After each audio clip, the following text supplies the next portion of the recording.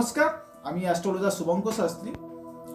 আজকে আমি আপনাদের সঙ্গে একটা বার্ষিক রাশিফল নিয়ে উপস্থিত হয়েছি। রাশিফলটা হচ্ছে মকর রাশি কিংবা লগ্নের জাতক জাতিকারা 2026 সালে কোন দিক থেকে ভালো রেজাল্ট পাবে, কোন দিক থেকে মন্দ রেজাল্ট পাবে, ভিডিওটা অবশ্যই কিন্তু আপনি পুরোপুরি দেখলে বুঝতে পারবেন।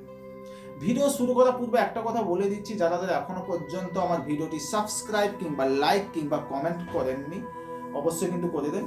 নোটিফিকেশনে বেল আইকনটা প্রেস করে দেবেন, যখন আমি নতুন কোনো এপিসোড আপনাদের সঙ্গে তুলে ধরো প্রথম গিয়ে আপনার কাছে গিয়ে পৌঁছায়।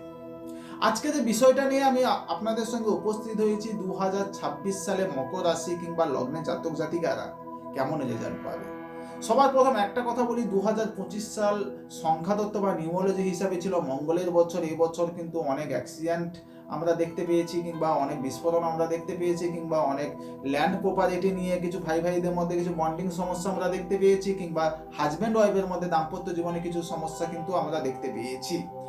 2026 সালকে যদি আমি একক সংখ্যার মধ্যে নিয়ে আসি, 2026 সাল হচ্ছে রবির বছর।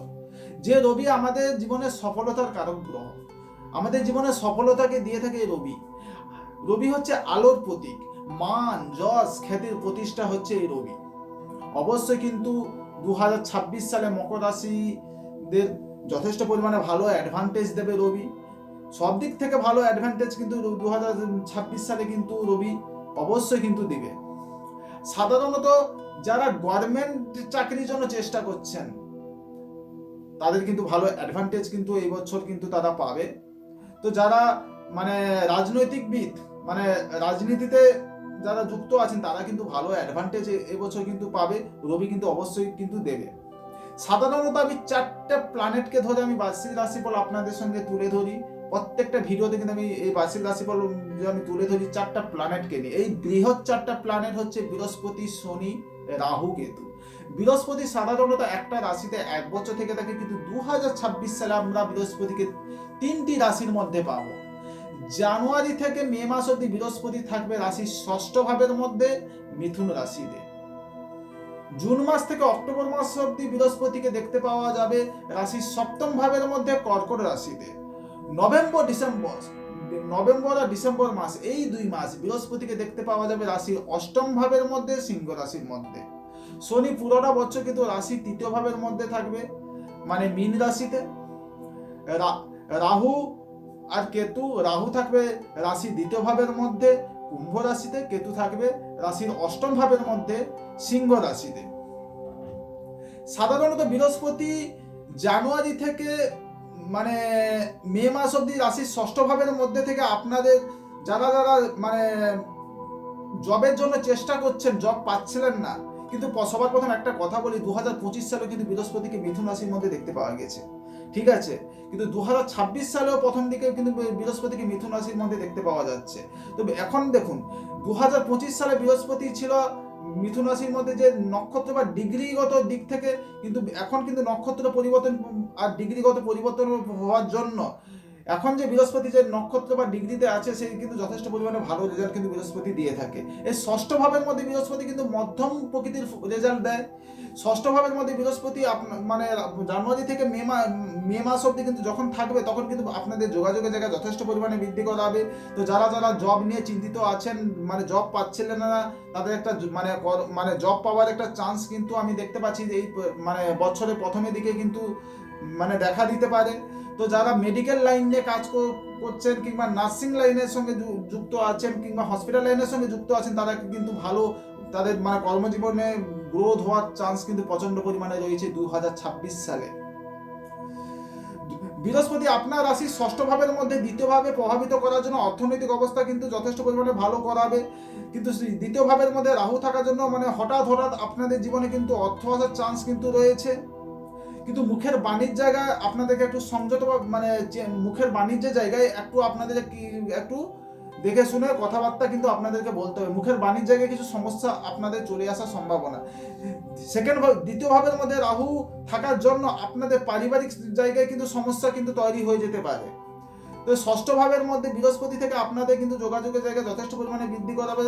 আর 6ষ্ঠ ভাবের মধ্যে বৃহস্পতি থেকে আপনাদের রাশির দ্বাদশ ভাবকে প্রভাবিত করার জন্য, দৃষ্টি দেওয়ার জন্য, তো উল্টো পাল্টা যে আপনাদের জীবনে খরচ যে হয়ে যাচ্ছিল, সেই খরচের জায়গাটা কিন্তু উল্টো পাল্টা জায়গা হওয়ার জায়গা কিন্তু অনেকটাখানি কম পাচ্ছি। তো যারা শরীর স্বাস্থ্যকে নিয়ে ভুগছেন, মানে মানে শরীর স্বাস্থ্যকে নিয়ে ভুগছেন, তাদের কিন্তু শরীর স্বাস্থ্য জায়গায় অনেকটাখানি ঠিক হওয়ার মানে জায়গা কিন্তু রয়েছে। এই দ্বাদশ ভাবকে প্রভাবিত করার জন্য বৃহস্পতি ষষ্ঠ ভাবের মধ্যে বসে জুন মাস থেকে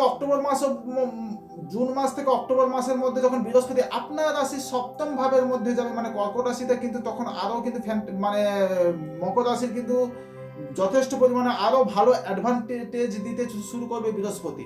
এই সপ্তম ভাবের মধ্যে যখন বৃহস্পতি আসবে, আপনার যারা যারা বিয়ে করতে চাইছেন, বিবাহের একটা যোগ আমি পাচ্ছি। এই সময়টা কিন্তু আপনাদের যথেষ্ট পরিমাণে অনুকূল সময়।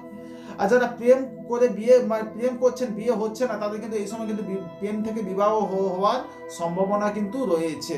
এই সপ্তম ভাবের মধ্যে বৃহস্পতি থেকে আপনাদের যারা বিজনেস করছেন, বিজনেসের জায়গায় গ্রোথ হওয়ার চান্স কিন্তু এই সময় কিন্তু রয়েছে। আপনারা অবশ্যই চেষ্টা করুন, অবশ্যই কিন্তু গ্রোথ হওয়ার সম্ভাবনা।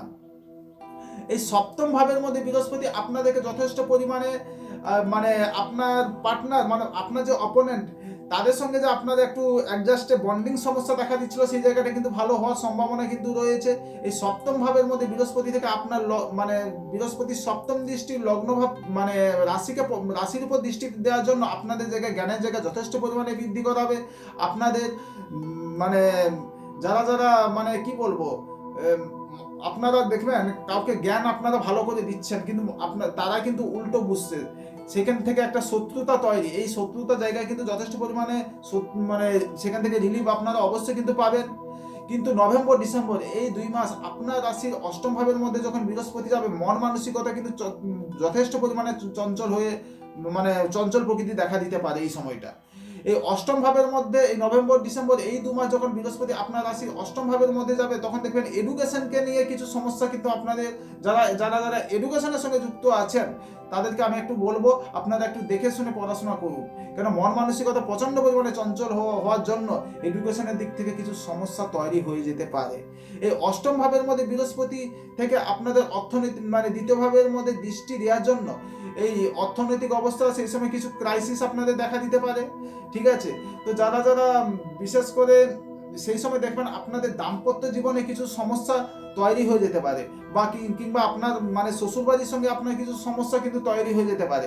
অপরদিকে শনি কিন্তু পুরোটা বছর কিন্তু রাশি তৃতীয় ভাবের মধ্যে মীন রাশিতে থাকবে। এই তৃতীয় ভাবের মধ্যে শনি থেকে আপনাদের যোগাযোগের জায়গা যথেষ্ট পরিমাণে বৃদ্ধি করাবে।